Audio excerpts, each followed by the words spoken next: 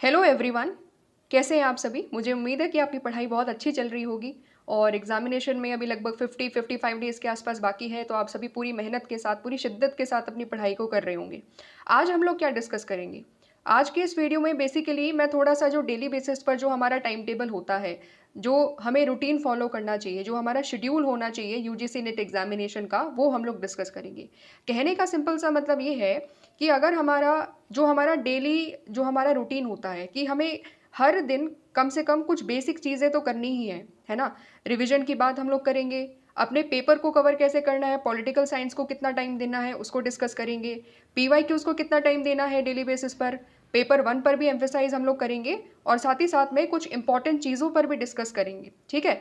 तो पूरा एक दिन हमें आखिरकार किस तरीके से अपना मैनेज करना है ताकि हम अपने पूरे टाइम को सही तरीके से मैनेज कर सके, अपनी पूरी यूजीसी नेट एग्जामिनेशन को एक सही डायरेक्शन में लेकर के जा सके। ये सारी चीज़ें बेसिकली हम लोग यहाँ पर डिस्कस करेंगे, ठीक है?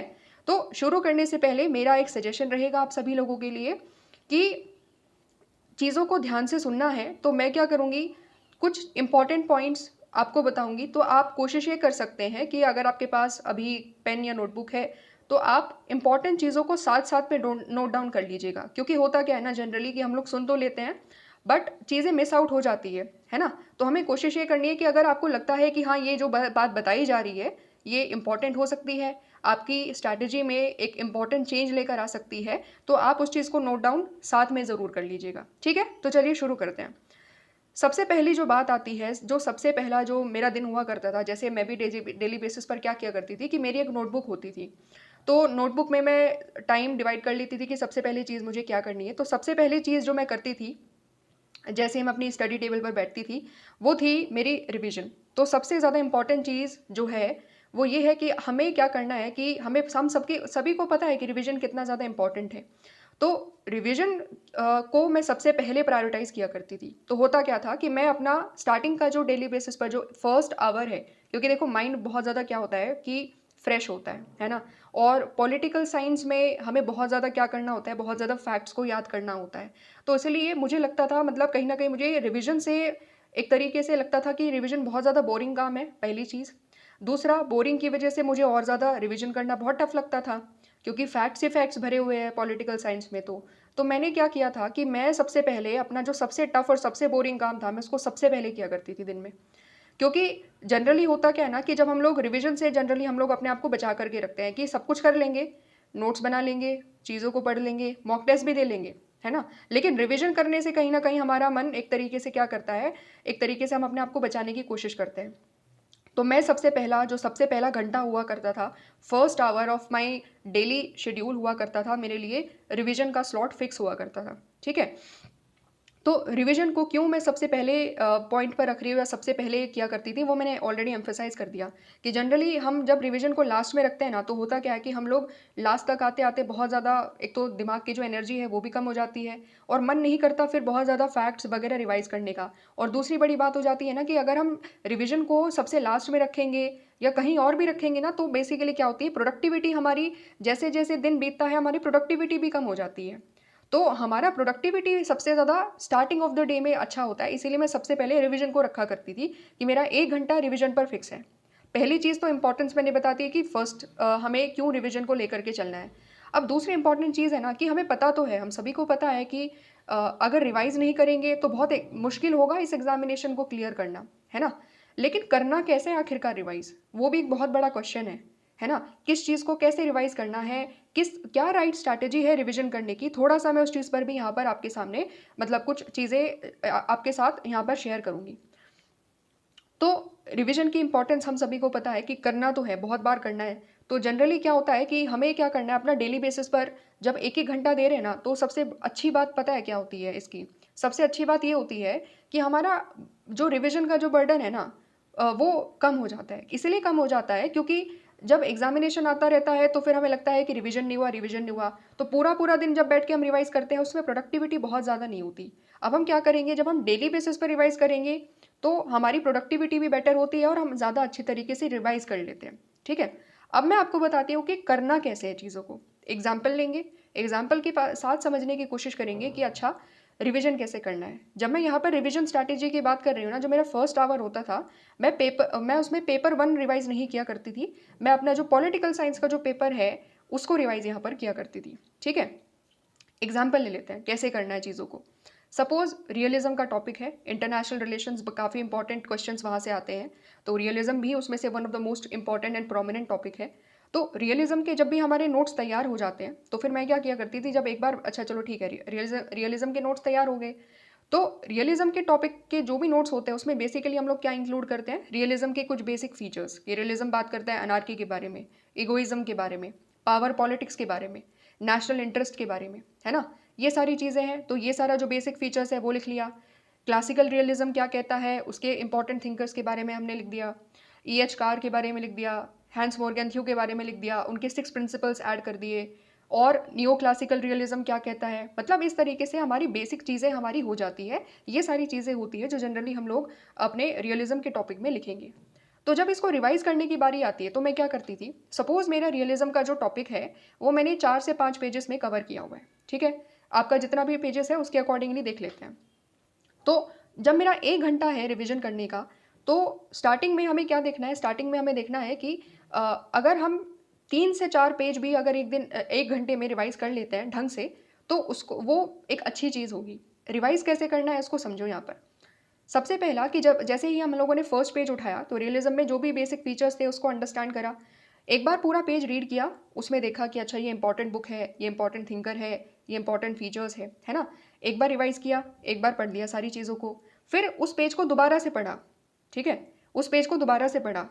तो इस तरीके से क्या होता था कि मैं हर पेज को दो दो कम से कम मिनिमम 2 बार और उससे ज़्यादा बार 3 बार भी पढ़ दिया करती थी, क्योंकि एक एक बार अगर चीज़ों को पढ़ेंगे ना, तो चीज़ें से फिर दिमाग में चीज़ें बहुत ज़्यादा आती नहीं थी। तो मैंने जैसे ही एक पेज पढ़ा, मैंने दोबारा से फिर से स्टार्टिंग से पेज पढ़ा लास्ट तक, फिर दोबारा से पेज पढ़ा स्टार्टिंग से लेकर के लास्ट तक।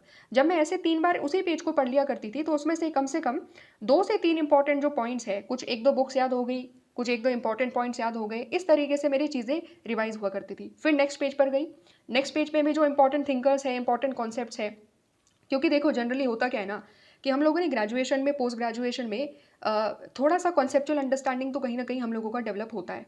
हमें इतना आइडिया तो है कि रियलिज्म में जो क्लासिकल रियलिज्म है, जो नियो रियलिज्म है, उसमें बेसिक डिफरेंस क्या है। तो इसीलिए जब एक बार बेसिक फीचर्स पढ़ लिए, तो वो बेसिक फीचर्स तो समझ में आ जाते हैं। मेजर एरियाज क्या होता है ना, जो हमें याद नहीं होता ना, जिसको हमें बार बार रिवाइज करना है, वो होते हैं थिंकर्स, उनकी बुक्स, या कोई और इंपॉर्टेंट कोटेशन वगैरह अगर कोई उसका है। तो उसी चीज़ को मैं कम से कम 2 से 3 बार अपनी रिवाइज़ करने की कोशिश करती थी, कि एक बार दूसरा पेज लिया, दूसरे पेज को भी कम से कम जो उसमें इंपॉर्टेंट चीज़ें हैं उसको कम से कम 2 से 3 बार बार-बार देखा। फिर थर्ड पेज पर गई, फिर फोर्थ पेज पर गई। सो ये कंप्लीटली आपके ऊपर डिपेंड करता है कि आपको 1 घंटे में कितना टाइम, आप कितने टाइम में आप कितने 1 घंटे में कितने पेजेस आप कर पाते हो, ये कंप्लीटली आपके ऊपर डिपेंड करता है, ठीक है। तो करना क्या है कि आप फर्स्ट दिन करोगे ना, तो आप ये देखोगे कि आपके कम पेजेस होते हैं। डेली बेसिस पर जब आप ऐसे रिवाइज करना चालू करोगे ना, तो आपकी रिवीजन की स्पीड काफ़ी इंप्रूव होगी। अगर आपने फर्स्ट दिन में केवल 4 या 5 पेज ही आप ढंग से एक बार पढ़ पाए, 2 या 3 बार पढ़ पाए, तो अगली बार जब आप रिवाइज करोगे, अगले दिन रिवाइज करोगे, तो थोड़ा सा आधा पेज और इंक्रीज हो जाएगा। इसी तरीके से साइमल्टेनियसली आपके जितने भी अभी डेज बाकी है ना, तो ओवर द डेज आप देखोगे कि आपकी रिवीजन की स्पीड काफ़ी इंक्रीज हो जाएगी। और दूसरी इंपॉर्टेंट चीज़ है कि आपको समझ में आ जाएगा कि अच्छा, अब ये पेज अगर आपने रिवाइज कर लिया है, तो उसमें कौन सी चीज़ है जो आपके दिमाग में बिल्कुल बैठ चुकी है, और कौन सी चीज़ है जो आप बार बार रिवाइज करते हो लेकिन आप बार बार भूल जाते हो। इसी चीज़ को जो आप बार बार भूल रहे हो, जो आपको ढंग से रिवाइज नहीं हो रही है, इसी चीज़ पर तो हमें एम्फोसाइज करना है। और ये चीज़ इंपॉर्टेंट भी होनी चाहिए। इंपॉर्टेंट का मतलब है कि ये एग्जामिनेशन के जो पर्सपेक्टिव है, जो एग्जाम में पूछा जाता है कि अच्छा थिंकर्स हो गया, बुक्स हो गया, है ना, ईयर्स हो गए, तो ये सारी चीज़ें होनी चाहिए, क्योंकि जनरली हमें यही चीज़ों को याद करने में काफ़ी मुश्किलें होती है। तो इस तरीके से हमें चीज़ों को करना है। होगा क्या कि जब हमने फर्स्ट बार रिवाइज किया रियलिज्म को, तो टाइम लग गया, 1 हफ्ता लग गया, चलो ठीक है, या 1 हफ्ता नहीं, जैसा भी लगे, 3 लग गए, 3 दिन लग गए, 4 दिन लग गए, जितना भी लगा, ठीक है। अगली बार जब हम इसको रिवाइज करेंगे रियलिज्म को, तो हमें पता है कि हमें थ्योरेटिकल चीज़ें तो पता है, तो जो चीज़ें पता है उसको केवल एक बार देख लेना है। फोकस स्टार्टिंग में फोकस किस पर ज़्यादा करना है, जो चीज़ें याद नहीं हो रही है ना, उस पर हमें ज़्यादा फोकस लेकर के चलना है, उसी को बार बार कॉन्स्टेंटली रिवाइज करना है। मैं क्या किया करती थी, साथ में मेरा ये भी सजेशन रहेगा कि सपोज आपको कोई चीज़ याद नहीं हो रही है, तो आप साथ में लिख भी लिया करते हैं। ठीक है। आप साथ में लिखने की भी प्रैक्टिस करो कि सपोज आपको कोई बुक याद नहीं हो रही है, तो आपने बुक का नाम लिखा, पर्टिकुलर ऑथर का नाम लिखा, ईयर का नाम लिखा, वो सामने आपने दीवार पे पेस्ट कर लिया। तो ये स्ट्रैटेजी में आप अप्लाई कर सकते हो। इस तरीके से आप लिख लिख कर भी चीज़ों को याद कर सकते हो, ठीक है। तो जैसे मेरा एक टॉपिक हो गया, आज मैंने 1 घंटा रिवाइज कर लिया, तो 1 घंटा रिवाइज करने के बाद मुझे जो चीज़ें जो दिमाग में एकदम बैठ चुकी है वो तो बढ़िया है, लेकिन जो चीज़ें बिल्कुल याद नहीं हो पा रही है ना, तो मैं उसको ज़रूर टिक कर लिया करती थी अपने नोट्स में कि यार ये चीज़ याद नहीं हो रही है और ये है भी इंपॉर्टेंट एग्जामिनेशन पर्सपेक्टिव से, तो उन पर मैं टिक मार्क लगाया करती थी। और अगली बार जो है पता है कि मुझे अगली बार जब मैं इस चीज़ को रिवाइज करूंगी ना, तो मेरा फोकस ये रहेगा कि मैं इस चीज़ को पक्का याद कर ही लूँ, ठीक है। तो इस तरीके से हमें क्या करना है, इस तरीके से जब हम धीरे धीरे करेंगे ना, तो हमारी चीज़ें एक तरीके से हम बेटर तरीके से रिवाइज कर सकेंगे, ठीक है। तो ये रही। दूसरी इंपॉर्टेंट बात ये है कि अगर देखो, सिंपल सी बात है, रिवाइज हम लोग क्यों कर रहे हैं, रिवाइज हम लोग कर रहे हैं ताकि चीज़ें याद हो जाए। तो इसीलिए हमें कोशिश करनी है कि हम जब रिवाइज कर रहे हैं ना, तो हम ढंग से रिवाइज करें। केवल कहने मात्र के लिए रिवाइज ना करें कि 1 घंटे में 15 पेजेस पलट रहे हैं और दिमाग में कुछ बैठ नहीं रहा, तो वैसी नहीं करनी। अगर 1 घंटे में 3 पेज भी ढंग से रिवाइज हो रहे हैं ना, तो ढंग से हमें वही करना है, 3 पेज ही रिवाइज करने हैं, क्योंकि हमारा मेन फोकस है कि हमारी प्रोडक्टिविटी बेटर हो। हमें पेजेस को कंप्लीट नहीं करना है, हमें याद रखना है चीज़ों को। तो हमारा फोकस, हमें इस चीज़ पर ध्यान रखना है कि हम ढंग से याद तो कर पा रहे हैं ना, याद अच्छे से होना चाहिए। मेजर आइडिया हमारा ये है। और धीरे धीरे जब आप इस चीज़ को प्रैक्टिस करोगे, आप देखोगे रिवीजन स्पीड भी इंप्रूव होगी, आपकी रिवीजन की जो एक तरीके से प्रोडक्टिविटी है ना, वो भी इंप्रूव होगी। ओके, तो ये मोटा मोटा क्या है, ये मोटा मोटा स्ट्रैटेजी है कि रिवाइज कैसे करना है। सिमिलरली अगर आप सपोज गांधी जी के बारे में, जो हमारे कोई भी पॉलिटिकल थिंकर है, जनरली उसके जब हम नोट्स बनाते हैं तो हम क्या लिखते हैं, उनके मेजर आइडियाज़, उनकी मेजर बुक्स, उनकी लाइफ से जुड़े हुए कुछ इंपॉर्टेंट इवेंट्स, है ना। तो जो मेजर आइडियाज़ होते हैं वो तो एक बार में पढ़ने से ही चीज़ें लगभग क्लियर हो जाती है कि अच्छा ठीक है, सत्याग्रह का आइडिया क्या है ना। सिमिलरली सप्त क्रांति का आइडिया क्या है ना। प्लेटो की जो थ्योरी ऑफ जस्टिस है वो क्या है, ये बेसिक आइडिया तो बिल्कुल क्लियर है। तो वो एक फर्स्ट जब टाइम हम रीड करेंगे तो वो चीज़ें वहीं पर समझ में आ जाती है। फिर जो बाकी बची हुई चीज़ें हैं कि जो बुक्स है ना, और जो इम्पॉर्टेंट ईयर्स है उनकी लाइफ से जुड़े हुए, वो हमें फोकस करना है, उसी चीज़ को हमें बार बार रिवाइज करना है। समझ रहे हो। तो इस तरीके से हमारा जो बर्डन है रिवीजन का वो कम हो जाता है, क्योंकि कॉन्सेप्चुअल क्लैरिटी तो आ गई फर्स्ट वाली रिवीजन में ही। अगली बार क्या है, जो प्रायोरिटी टॉपिक्स है, जो बार बार हमें फैक्ट्स जो है ना उस पर हमें ज़्यादा एम्फोसाइज करना है, तो इस तरीके से हमें रिवाइज करना है चीज़ों को। आई होप मैंने यहाँ तक चीज़ें जो जितना पॉसिबल हो सकता था उस तरीके से मैंने चीज़ें क्लियर करने की कोशिश करी है। एक और बात है, अगर सपोज आपको लगता है कि आपका रिवीजन का मटेरियल बहुत ज़्यादा बच गया है, ठीक है, बहुत ज़्यादा मतलब आपका कहीं नोट्स हो सकता है आपके बल्कि हो, या आपको लग रहा है कि आपको रिवीजन को थोड़ा सा एक्स्ट्रा टाइम देने की ज़रूरत है, तो आप ये भी कर सकते हैं कि आप स्पेसिफिक डे, जैसे सैटरडे हो गया या कोई एक स्पेसिफिक डे का जो आधा दिन है, 5 से 6 घंटे आप डेली बेसिस पर एक स्पेसिफिक डे अलॉट कर सकते हैं रिविजन के लिए, ठीक है। तो ये कंप्लीटली डिपेंड करता है आपके ऊपर, आपके एप्टीट्यूड के ऊपर डिपेंड करता है कि आपको कौन सा मेथड पसंद आ रहा है। तो आपकी सिचुएशन क्या है, उसके अकॉर्डिंगली आप अपनी स्ट्रेंथ एंड वीकनेसेस को एनालाइज करिए, और ये जो जो मैंने चीज़ें बताई हैं उसको अपने अकॉर्डिंगली मॉडिफाई करते हुए भी आप अप्लाई कर सकते हैं, ठीक है। जहाँ तक बात रही, जब 1 महीना हमारा रह जाता है टेस्ट से पहले, है ना, एग्जामिनेशन का 1 महीना या एग्जामिनेशन के 15 दिन, तो उस टाइम रिवीजन की स्ट्रैटेजी थोड़ा सा अलग हो जाती है। क्योंकि धीरे धीरे क्या होता है ना कि हमारे नोट्स कंप्लीट हो जाते हैं। जब हमारे नोट्स कंप्लीट हो जाते हैं ना, तो आपको यही कोशिश करनी है कि अगर आपको लग रहा है कि ठीक है आपका नोट्स कंप्लीट हो रहा है, तो आपको फोकस फिर रिवीजन पर ज़्यादा करना है, आपको रिवीजन के घंटे बढ़ाने हैं। फर्स्ट डे अगर आप मतलब स्टार्टिंग से अगर आप 1 घंटा दे रहे हो, या सपोज अगर आप 1 घंटा नहीं दे पा रहे हो, आधा घंटे दे पा रहे हो, जितना भी आपके पास टाइम है, तो अगर आप इतना दे रहे हो, तो जैसे ही जैसे आपके नोट्स कंप्लीट होते जा रहे हैं, रिवीजन का टाइम इंक्रीज होना चाहिए, क्योंकि आपका नोट्स का टाइम कम हो रहा है, रीडिंग का टाइम कम हो रहा है, तो वो जो टाइम है वहाँ से आपको रिवीजन में डालना होगा। 1 घंटे की जगह 1.5 घंटा, फिर 2 घंटा, धीरे धीरे, और जब एग्जामिनेशन पास आता जाएगा तो काफ़ी ज़्यादा टाइम हमें रिवीजन को देना है। समझ में आ गई बात। तो इस तरीके से थोड़ा सा क्लैरिटी मैंने यहाँ पर अंडरस्टैंड करवा दी कि रिवीजन स्ट्रैटेजी मेरी क्या थी, किस तरीके से हमें चीज़ों को रिवाइज करना है, ठीक है।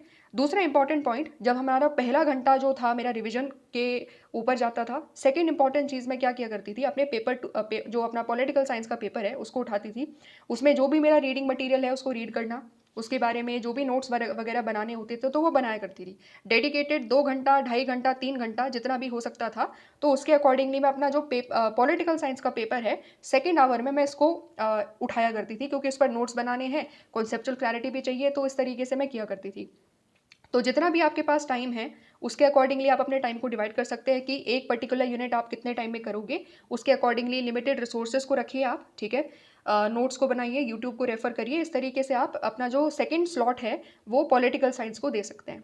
थर्ड जो इंपॉर्टेंट स्लॉट है हमारा वो जाता है PYQ सॉल्व करने को। तो PYQ की इंपॉर्टेंस क्या है वो ऑलरेडी मैंने कुछ अपनी पहली वीडियोस में डिस्क्राइब कर रखी है। आप अगर चाहो तो वहाँ से आप देख सकते हो कि PYQs को सॉल्व कैसे करना है, अल्टीमेट स्ट्रैटेजी क्या है उसके लिए, तो वो वीडियो भी आप जा करके एक बार देख सकते हो। देखो, थर्ड जो इंपॉर्टेंट स्लॉट है ना PYQs, तो ये काफ़ी इंपॉर्टेंट है। ये कंप्लीटली आपके ऊपर डिपेंड है कि आप कितना घंटा PYQs को दे सकते हो, ठीक है। क्योंकि ये हर किसी की सूटेबिलिटी ऑफ टाइम पर डिपेंड करता है कि आपके पास कितना टाइम अवेलेबल है, उसके अकॉर्डिंगली आप PYQs को सॉल्व करोगे। तो मैं क्या क्या करती थी, जब स्टार्टिंग से ही मेरा स्टार्टिंग से फोकस रहा है कि रिवीजन, क्योंकि स्टार्टिंग में तो नोट्स वगैरह बनाने हैं तो रिवीजन पर जो है स्टार्टिंग में रिवीजन पर बहुत ज़्यादा फोकस नहीं था, PYQs पर स्टार्टिंग से मेरा फोकस था। तो 1 घंटा स्टार्टिंग में देना, तो 1 घंटे में क्या किया करते थे हम, 1 घंटे में अगर 15-20 मिनट क्वेश्चन सॉल्व किए हैं तो बाकी के जो 40 मिनट थे उसमें जो सॉल्यूशन है, जो गलतियां हुई उसको एनालाइज करना, कहाँ कहाँ पर गलतियां हुई, कौन कौन से सिली मिस्टेक्स करे, बहुत ज़्यादा ब्लंडर करते हैं हम लोग, तो उसको आइडेंटिफाई करना, और फिर उसके बाद सॉल्यूशंस को रीड करना, और इस तरीके से जो PYQs में जो इंपॉर्टेंट एरियाज़ है उसको भी आइडेंटिफाई करना कि अच्छा ये अगर यूनिट है उसमें से कौन कौन से एरियाज़ है जिस पर हर बार क्वेश्चन है, मोस्ट रिपीटेड टॉपिक्स कौन से हैं, मोस्ट रिपीटेड थीम्स कौन कौन सी है, वो थोड़ा सा आइडेंटिफाई करने में मेरा टाइम जाया करता था। तो इसके लिए इसी तरीके से आपको भी क्या करना है, डेली बेसिस पर PYQs को ज़रूर सॉल्व करना ही करना है ना। क्योंकि देखो, सबसे ज़्यादा इंपॉर्टेंट बात क्या है, चलो मान लो आपने रिवाइज भी कर लिया, बट रिवीजन सही तरीके से हम कर रहे हैं कि नहीं कर रहे हैं ना, वो हमें PYQ सॉल्व करने से पता चलेगा। जनरली क्या होता है कि जब हम PYQs को सॉल्व करते हैं, तो जैसे आपने रियलिज्म आज पढ़ा, लेकिन जब आप रियलिज्म के क्वेश्चन को सॉल्व करोगे ना तो आपको समझ में आएगा कि जो आपने रियलिज्म को पढ़ा है, जो आपने रियलिज्म को रिवाइज भी करा है, 2 से 3 बार हो गया आपको रिवाइज करते करते, लेकिन फिर भी रियलिज्म के क्वेश्चन गलत हो रहे हैं। इसका मतलब क्या है, जब आपके रियलिज्म के क्वेश्चन भी गलत होंगे तो आपको समझ में आएगा कि आपकी रिविजन में कहीं कोई गलतियां है क्या, क्या आप रिवीजन कुछ गलत तरीके से कर रहे हो, या रिवीजन में कुछ इंपॉर्टेंट फैक्ट्स है जो आपकी रिवीजन से कहीं ना कहीं मिस आउट हो गए, या आपके रिवाइज करने के बावजूद भी आपको एक पर्टिकुलर बुक का नाम याद नहीं हो रहा है, तो वो आपको समझ में आ जाएगा जब आप PYQs को सॉल्व करोगे, ठीक है। तो हमें करना क्या है कि जैसा भी आपका टाइम, जितना भी आप अलॉट कर सकते हो उतना टाइम आपको देना है। मैं डेली बेसिस पर स्टार्टिंग में तो 1 घंटा था, फिर धीरे धीरे और ज़्यादा बढ़ा दिया जब नोट्स कंप्लीशन की तरफ हो गया कि चलो ठीक है भाई, पॉलिटिकल साइंस के नोट्स वगैरह रीडिंग वगैरह हो गए हैं, ऑलमोस्ट हो गया है 60-70%, तो ज़्यादा फोकस मैंने PYQs पर देना चालू करा। 2 घंटे दिए, 2.5 घंटे दिए कभी कभी, ठीक है। तो इस तरीके से कुछ टाइम में कुछ क्वेश्चन सॉल्व किए, स्टार्टिंग में 40 क्वेश्चन 50 क्वेश्चन सॉल्व किए, फिर उसके बाद उसका क्या किया, सोल्यूशन अंडरस्टैंड करा, सॉल्यूशंस के बाद जो इंपॉर्टेंट चीज़ें निकली उसको अपने नोट्स में ऐड कर दिया था। तो इस तरीके से ये पूरी स्ट्रैटेजी रही, है ना। तो जब मैं PYQs को सॉल्व किया करती थी तो मैं देखा करती थी कि क्वेश्चन किस तरीके से पूछे जा रहे हैं, क्वेश्चन में क्या पूछा जा रहा है, ठीक है। क्या वो जो मैंने नोट्स बनाए हैं, जो मैंने रिवाइज करा है, क्या उसके साथ चीज़ें अलाइन हो रही है, क्या मैंने जो रिवाइज करा मैंने उसको ढंग से अप्लाई किया, या अगर गलतियां हो रही है तो किस चीज़ में हो रही है, रिविजन में कहाँ मैं गलतियां कर रही हूँ, क्या मैं रटने की कोशिश कर रही हूँ या मैं एक्चुअली में समझने की कोशिश कर रही हूँ चीज़ों को, समझ रहे हो। तो इस तरीके से मैंने चीज़ों को एनालाइज किया, और अपनी जो रिविजन में जो कुछ कमियां थी, जो PYQs को सॉल्व करने के बाद मुझे समझ में आती थी कि ये कॉन्सेप्ट मैंने भले ही रिवीजन में कह दिया हो कि हाँ मैंने रिवाइज कर ली, बट जब अप्लाई करने की बात आई तो मुझे मेरे दिमाग में कन्फ्यूजन था। इसका मतलब क्या है, रिवीजन ढंग से हुआ नहीं वहाँ पर, या मैंने जो नोट्स मेरे लिखे हुए हैं उसमें कुछ कमियाँ थी, ठीक है। तो इस तरीके से चीज़ों को आपको एनालाइज करना है। तो रिवीजन के बाद PYQs, ये दोनों अलाइंड है चीज़ें, ओके। तो इस तरीके से PYQ सॉल्विंग आपको बहुत ज़्यादा मदद करेगा आपकी रिवीजन की जो स्ट्रैटेजी है उसको इंप्रूव करने में, एंड सही तरीके से चीज़ों को रिवाइज करने में भी यहाँ पर मदद मिलेगी, ठीक है। तो इस तरीके से PYQ सॉल्विंग को टाइम दे दिया। फिर नेक्स्ट इंपॉर्टेंट जो मेरा टाइम स्लॉट रहता था वो रहता था पेपर 1 को। तो स्टार्टिंग से ही मैंने फोकस किया पेपर 1 पर, क्योंकि पेपर 1 में सिलेबस भी है काफ़ी, और मतलब पेपर 1 को मैं स्टार्टिंग से ही फोकस करके चली कि भाई इसको वीक पॉइंट नहीं बनने देना अपनी प्रिपरेशन का, है ना। इंपॉर्टेंट हो चुका है पेपर 1 काफ़ी ज़्यादा, तो इसलिए स्टार्टिंग से ही मेरा फोकस भी ये था कि इसको भी अपना एक स्ट्रॉन्ग पॉइंट बना करके रखना है। तो पेपर 1 में मेरा स्टार्टिंग में ये रहा करता था कि 1.5 घंटा 2 घंटे के आसपास इसको कोशिश किया करती थी कि पेपर 1 को भी मैं दूँ। जब मैं पेपर 1 की बात किया करती हूँ तो पेपर 1 में भी मैं अपना जो टाइम होता है, जितना भी आप दे सको उसके अकॉर्डिंगली आप टाइम को अलॉट करो, कि आप कुछ टाइम रिवीजन में दोगे, आप कुछ टाइम PYQ सॉल्विंग में दोगे, और कुछ टाइम यूनिट्स को कवर करने में दोगे, वीडियो लेक्चर्स देखने हैं उसको देखोगे, नोट्स बनाने हैं नोट्स को बनाओगे, ठीक है। तो इस तरीके से आपको टाइम डिवाइड करना है। तो पेपर वन की अगर मैं बात करूँ ना, तो पेपर वन में जो टॉपिक्स है ना, जो हम लोग पढ़ने जा रहे हैं टीचिंग एंड रिसर्च एप्टीट्यूड में, वो उसमें जो भी एरियाज़ है ना, ऐसा नहीं है कि बहुत आसान है कि एक बार चीज़ें समझ ली, वीडियो लेक्चर समझ लिया, नोट्स बना लिए तो काम खत्म, ऐसा नहीं है। बहुत ज़्यादा कन्फ्यूजन भी होती है, क्योंकि मैंने ये एक्सपीरियंस करा है। तो अलग अलग टॉपिक्स है, लॉजिकल रीजनिंग की बात करी जाए, फैलेसीज अलग अलग है, तो अलग अलग फैलेसीज में बहुत ज़्यादा कन्फ्यूजन होती है। अगर आप 7 से 8 बार रिवाइज नहीं करोगे ना चीज़ों को, क्योंकि मैंने पर्सनली किया था, क्योंकि मुझे बार बार कन्फ्यूजन होती थी। मैं जब पीवाईक्यूज को सॉल्व करती थी तो मेरे पीवाईक्यूज गलत हो रहे थे। इसका मतलब क्या है? इसका मतलब ये है कि मुझे नोट्स मैंने बना लिए, वीडियो लेक्चर्स मैंने देख लिए, लेकिन जब मैं पीवाईक्यूज को सॉल्व कर रही हूँ, एमसीक्यू को सॉल्व कर रही हूँ, तो मेरी चीज़ें गलत हो रही है। इसका मतलब मेरा रिविजन या तो ठीक नहीं है, या फिर मुझे कॉन्सेप्चुअल क्लैरिटी नहीं है। तो ये प्रॉब्लम मैंने बहुत ज़्यादा फेस करी, क्योंकि स्टार्टिंग से क्या होता है ना कि थोड़ा सा लूज एटीट्यूड होता है, जैसा जनरली होता भी है। तो मेरा भी वैसा ही था, थोड़ा सा लूज एटीट्यूड था कि चलो ठीक है पेपर वन कर लेंगे, तो रिविजन पर स्टार्टिंग से बहुत ज़्यादा फोकस नहीं था। तो फिर समझ में आया कि ये जो गलतियां हो रही है बार बार, जो टॉपिक मैंने कर भी लिया उसमें भी मैं गलतियां कर रही हूँ, क्योंकि रिवीजन नहीं है, कॉन्सेप्चुअल क्लैरिटी नहीं है। तो उसमें भी मैंने फिर मल्टीपल टाइम रिवीजन पर फोकस किया। तो अगर आप देखोगे तो बहुत सारे थोड़े थोड़े टफ टॉपिक्स हैं, जैसे स्क्वायर ऑफ अपोजिशन हो गया, मिडिल टर्म क्या है, मेजर टर्म क्या है, डिडक्टिव इंडक्टिव में डिफरेंस क्या है ना, अलग अलग फैलेसीज है। तो इनको हमें बार बार रिवाइज करना है। एक बार रिवीजन करने से, 2 बार रिवीजन करने से आसानी से चीज़ें नहीं होंगी, कन्फ्यूजन होगी, एमसीक्यू में गलतियां हम करेंगे ही, क्योंकि मैंने करी है ना। तो इसी बेस्ड अपॉन माई एक्सपीरियंस में आपको चीज़ें यहाँ पर बता रही हूँ। तो इसको स्टार्टिंग से फोकस करके चलना है।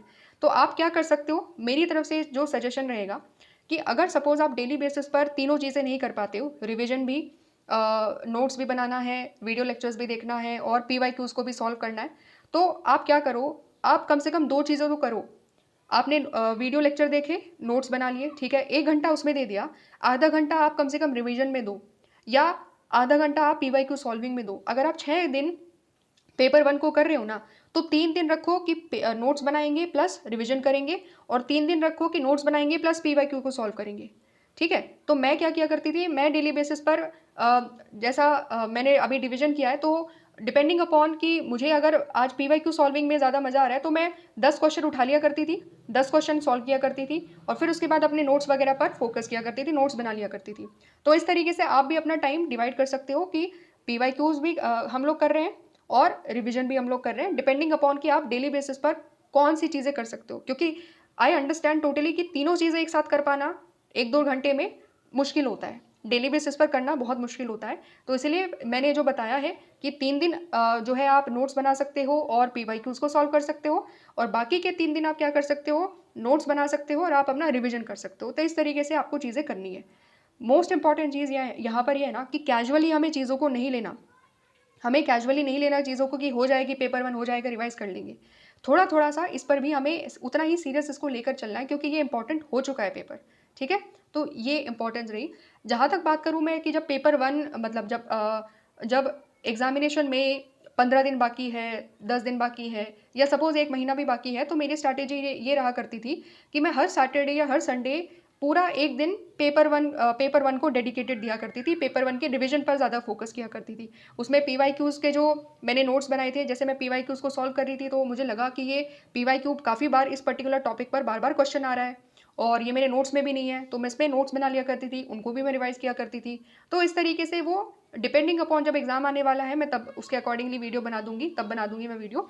तो उसके अकॉर्डिंगली हमारी डिफरेंट स्ट्रैटेजी रहा करती थी। मैं पूरा एक एक दिन अलॉट किया करती थी, मतलब स्पेसिफिक एक हफ्ते में एक दिन अलॉट कर दिया था पेपर वन के रिविजन के लिए। ठीक है। तो ये रहा पेपर वन की इंपॉर्टेंस। तो मोटे तौर पर जो टाइम हमें देना है कि फर्स्ट स्लॉट रिवीजन को, सेकंड स्लॉट जितना भी आप 2 या 3 घंटा देना चाहते हो अपने पॉलिटिकल साइंस को, फिर उसके बाद पीवाईक्यू सॉल्विंग, जितना भी आप टाइम देना चाहो, जितना भी आपके पास टाइम अवेलेबल है उसके अकॉर्डिंगली, एंड फिर उसके बाद आता है पेपर वन। तो कम से कम ये 4 चीज़ें तो आपको करनी ही करनी है। ठीक है। इस तरीके से अगर आप चीज़ें करोगे ना, तो आपका पेपर वन भी बैलेंस हो रहा है, पेपर टू भी बैलेंस हो रहा है, रिविजन भी चल रहा है, पीवाईक्यूज भी सॉल्व हो रहे हैं। तो एक तरीके से जो कॉम्प्रिहेंसिव हमारा अप्रोच होता है ना, जेआरएफ को क्लियर, एक तरीके से यूजीसी नेट एग्जामिनेशन को क्लियर करने का एंड जेआरएफ अचीव करने का, तो ये एक वो स्ट्रैटेजी है जो आपको वो चीज़ दे सकती है। ठीक है। फिर उसके बाद रही जो नेक्स्ट इंपॉर्टेंट चीज़ है, वो है डेली परफॉर्मेंस एनालिसिस। ठीक है, ये बहुत इंपॉर्टेंट है। तो जैसा मैंने स्टार्टिंग में बताया कि मेरे पास नोटबुक थी, मैं नोटबुक में अपना पूरा जो भी मेरा शेड्यूल है उसको लिखा करती थी और फिर उसके बाद अपना टाइम अलॉट किया करती थी। मतलब टाइम को नोट किया करती थी कि इतने से इतने टाइम तक मैंने ये चीज़ करी, फिर उसके बाद इतने से इतना टाइम तक मेरा जो भी एक्स्ट्रा चीज़ें हैं, बीच में खाना हो गया, किसी से बात करना हो गया, ये सारी चीज़ें मैं लिखा करती थी।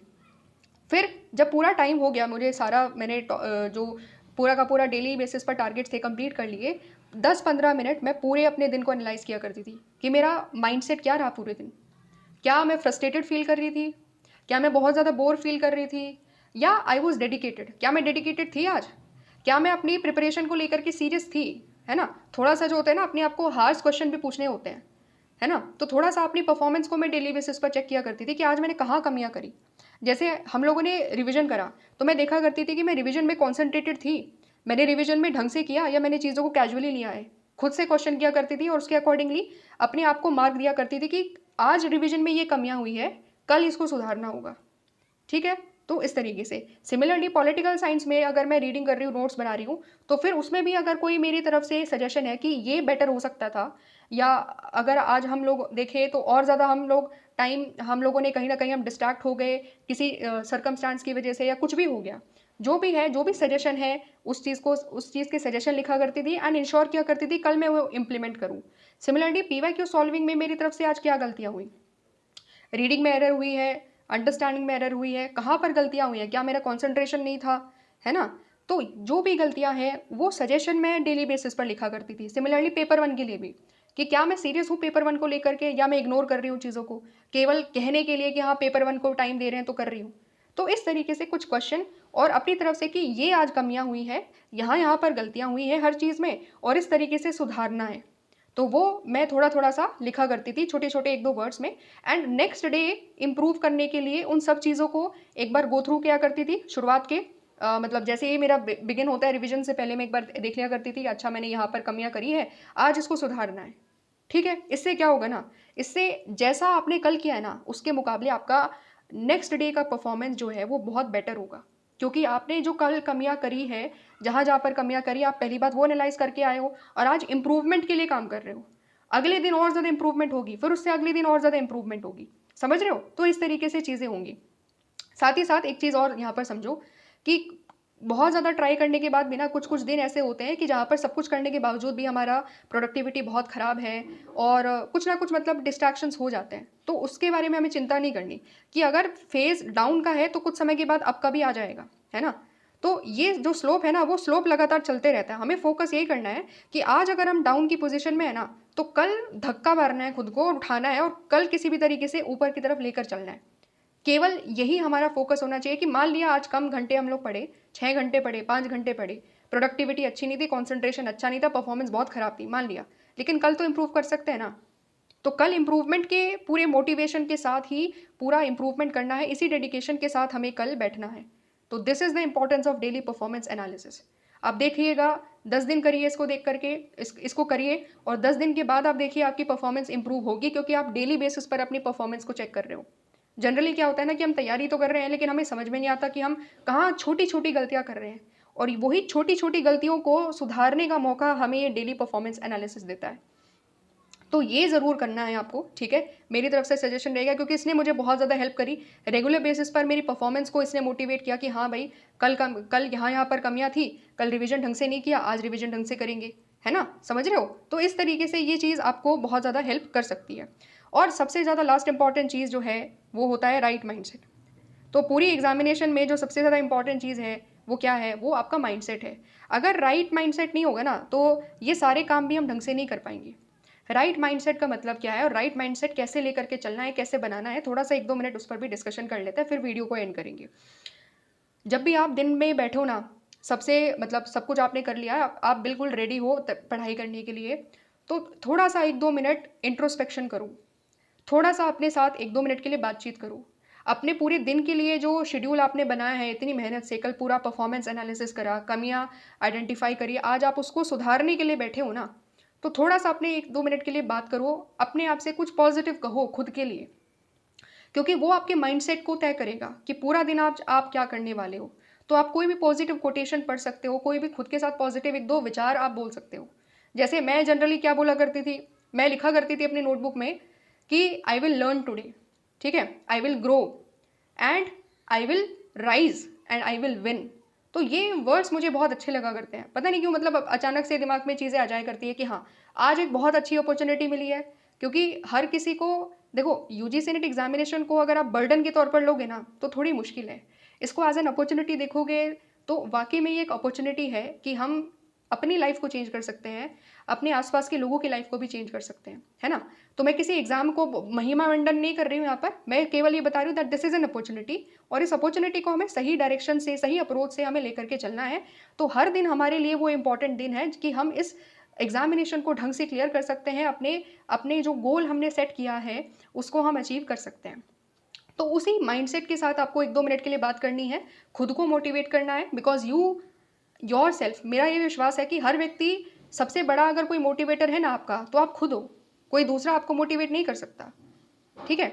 अगर आप खुद के साथ बात करोगे, खुद के साथ 2 मिनट सुबह सुबह बैठोगे और एक तरीके से बताओगे कि आज हाँ ये करना है, आज मिलकर आज इस तरीके से करेंगे, चैलेंजेस को भी डील करेंगे, हमें पता है कि कुछ ना कुछ गड़बड़ होगी लेकिन सुधारेंगे खुद को, है ना। इस तरीके से बैठोगे ना तो चीज़ें काफ़ी इंप्रूव होगी। तो थोड़ा सा अपने साथ पॉजिटिव टॉक करिए सुबह सुबह 1-2 मिनट के लिए, बहुत ज़्यादा टाइम नहीं देना इसमें, 5 मिनट दीजिए, शांति के साथ बैठिए, एनालाइज करिए कि हाँ आज पूरा प्रोग्राम क्या है, इस तरीके से पॉजिटिव थॉट के साथ हमें चीज़ों को स्टार्ट करना है।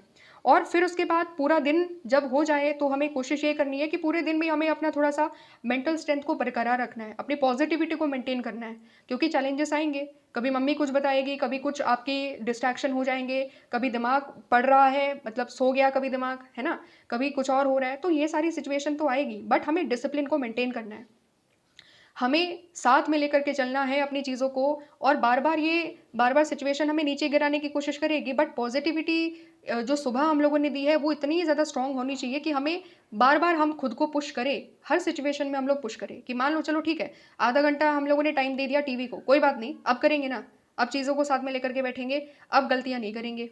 तो इस तरीके से बार बार हमें क्या करना है, रीबिगिन करना है, और इस तरीके से हमें चीज़ों को करना है, ठीक है। तो ये राइट माइंडसेट होना बहुत ज़्यादा ज़रूरी है। अपने एम को साथ में रखिए, सामने रखिए कि क्यों आपने चीज़ें शुरू करी है ना। तो एक अच्छी अपॉर्चुनिटी है, तो अच्छी अपॉर्चुनिटी के साथ में पूरा मेहनत और पूरी डेडिकेशन के साथ देना है ना। जब तक नहीं होंगी चीज़ें हमें क्लियर करके यहाँ पर देना है कि हाँ हमें खुद के साथ बेसिकली ऑनेस्ट रहना है, और जो भी आपकी रीज़न हो XYZ जिसकी वजह से भी आपने इस एग्जामिनेशन को देने का सोचा हो, वो भी आप सोच सकते हो। इस तरीके से आपको पूरा दिन मोटिवेट रहना है, और पूरा दिन कोशिश करनी है कि अगर ये शेड्यूल बनाया है ना आपने, अगर ये शेड्यूल बनाया है तो उसको आप फॉलो ज़रूर करें, ठीक है। ऑनेस्ट रहिए खुद के साथ, तो मेरे हिसाब से चीज़ें धीरे धीरे क्या होंगी, इंप्रूव होगी। डेली बेसिस पर आप परफॉर्मेंस एनालिसिस करोगे तो काफ़ी चीज़ें इंप्रूव हो सकती है, ठीक है। और लास्ट इंपॉर्टेंट चीज़ क्या रही, ब्रेक ज़रूर लीजिए, ब्रेक ज़रूर लीजिए, थोड़ा सा सोशलाइज करिए, है ना। कुछ भी जो भी आपकी हॉबी है, आधा घंटा 1 घंटा डेली बेसिस पर उसको दीजिए। और मैं क्या किया करती थी, संडे मेरा ब्रेक डे हुआ करता था, ठीक है। संडे मोटे तौर पर जो स्टार्टिंग में जो भी मुझे पसंद है, तो वो पसंद जो भी अच्छा लगता है आपको वो भी आप कर सकते हो। मैं भी अपनी हॉबी को किया करती थी, आप भी अपनी हॉबी जो भी आपको अच्छा लगता है आप उसके अकॉर्डिंगली थोड़ा सा रिज्यूविनेट करिए अपने आपको संडे को, क्योंकि वो मोटिवेट करेगा आपको कि हाँ संडे रिलैक्स कर लिया है ना, संडे रिलैक्स कर लिया ना, तो संडे के बाद जब मंडे आएगा ना तो चुपचाप बैठना है और पढ़ना है। मंडे से लेकर के सैटरडे तक वही साइकिल रिपीट करनी है, तो संडे को ऑफ डे ज़रूर रखिए, ठीक है। जैसा भी हो सकता है खुद को पूरा मोटिवेट करिए, रिजुविनेट करिए, एकदम एनर्जी लेकर के आइए कि हाँ मंडे से एकदम बहुत बढ़िया तरीके से मेहनत करनी है, ओके। तो इस तरीके से आपको चीज़ों को करना है। और संडे को जो भी एंटरटेनमेंट करना है, कुछ भी करना है तो वो करिए। शाम को टारगेट्स बनाइए कि मंडे से लेकर के सैटरडे तक क्या क्या टारगेट्स हैं, किस तरीके से आपकी स्ट्रैटेजी चल रही है, क्या आप सही डायरेक्शन में हो कि नहीं। जो भी आपका डेली बेसिस पर शेड्यूल रहेगा, थोड़ा सा जो एनालिसिस रहेगा कि पूरे हफ्ते कितना कवर करना है, पेपर 1 में सिलेबस, पेपर 2 में कितने PYQs करने हैं, वो थोड़ा सा प्लानिंग आप संडे के दिन कर सकते हो, ठीक है। बाकी फैमिली के साथ टाइम स्पेंड करिए, कहीं घूमने जाना है, जो भी करना है आपको करिए, लेकिन रिज्यूमिनेट ज़रूर होइए। मंडे के दिन ये ना लगे कि यार वही सेम टू सेम बोरिंग चीज़ करने जा रहे हैं, नहीं, वो चीज़ नहीं होनी चाहिए। ब्रेक लेना बहुत ज़्यादा ज़रूरी है यहाँ पर। और डेली बेसिस पर भी आप ब्रेक ज़रूर लीजिए, 1 घंटा लीजिए चाहे आधा घंटा लीजिए, कुछ ऐसा करिए जो आपको एनर्जाइज करे अगले दिन सेम मोटिवेशन के साथ, सेम एनर्जी के साथ बैठने के लिए उस स्टडी टेबल पर। क्योंकि देखो आसान नहीं है चीज़ें, बोरिंग है चीज़ें, ये बिल्कुल तय है। ये आपको नहीं लगता है कि बोरिंग है, हर इंसान को लगता है, क्योंकि एक्चुअली इट इज़ बोरिंग। है ना। क्रिकेट खेलना, बार बार उसी फील्ड पर प्रैक्टिस करना, क्या विराट कोहली के लिए आसान होता होगा क्या? नहीं, बोरिंग है ना, मोनोटोनस है। लेकिन क्या करना है, उसी बोरिंग से तो हमें एक तरीके से जो हमारा एम है, ऑब्जेक्टिव है, वो अचीव होगा ना। तो जब बाकी लोग बोरिंग काम कर सकते हैं तो हमें भी उसी बोरिंग काम को करना है, बार बार रीड करना है, रिपीट करना है, रिवाइज करना है ना। तो वही बोरिंग काम हमें भी करना है, क्योंकि यही बोरिंग काम करते करते करते करते हमारा जो ऑब्जेक्टिव है वो हम अटेन करेंगे। ठीक है, तो इस चीज़ को हमें एनालाइज करना है, इस चीज़ को समझना है, एक्सेप्ट करना है चीज़ों को, और इस तरीके से आप चीज़ों को कर सकते हो। ओके, आई होप मैंने जितने दिमाग में मेरी चीज़ें थी मैंने क्लियर कर दी है, थोड़ी बहुत समझ में आ गई होगी। अगर आ गई है तो आप बता सकते हो, और अगर ये हेल्पफुल लगी हो तो आप अपने दोस्तों के साथ भी शेयर कर देना, है ना। कुछ मदद मिल जाएगी उन लोगों को भी, एक दो इंपॉर्टेंट पॉइंट अगर कुछ लगा हो कि हाँ यार ये इंपॉर्टेंट पॉइंट बता दिया या ये यूनिक पॉइंट बता दिया आपने, तो आप शेयर कर सकते हो अपने दोस्तों के साथ। ठीक है, इसी तरीके से मन लगा करके पढ़ते रहिए और काम करते रहिए, है ना। खुश रहिए, अपनी प्रिपरेशन के साथ ऑनेस्ट रहिए, सबसे ज़्यादा इंपॉर्टेंट बात ये है। और अपना जो भी आपने ड्रीम रखा है उसको हमेशा इमेजिन करते रहिए, सोचते रहिए, पॉजिटिव रहिए। एंड इस तरीके से आई होप कि आपका एग्जामिनेशन अच्छा जाए और आपका जो भी एम है जेआरएफ क्लियर करने का वो आप अचीव कर पाए। सो इसी बेस्ट विशेस के साथ ये वीडियो यहीं पर समाप्त होता है। मिलते हैं हम लोग नेक्स्ट वीडियो में, जहाँ पर हम किसी और टॉपिक पर डिस्कस कर लेंगे। ठीक है, तो थैंक्स फॉर वॉचिंग, मिलते हैं नेक्स्ट वीडियो में।